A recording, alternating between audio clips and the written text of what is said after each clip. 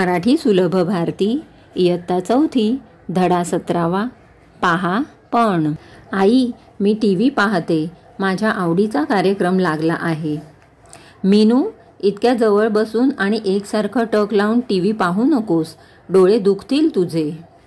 आई, लवकर ये, बघ ना, माझ्या डोळ्यांना त्रास होतोय, डोळ्यातून पाणी येतंय।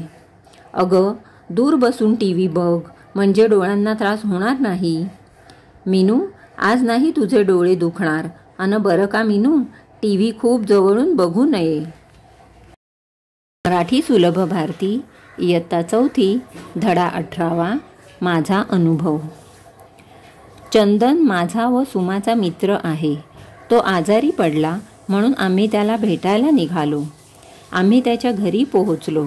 आम्ही त्याला फळे दिली, फुले दिली। काळजी घे, वेळेवर औषध घे, सुमा म्हणाली।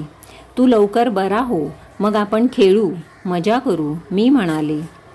चंदन म्हणाला, रेहाना, सुमा, तुम्हाला भेटून मला आनंद झाला, आता मला बरं वाटतंय। चंदनने आमचे आभार मानले।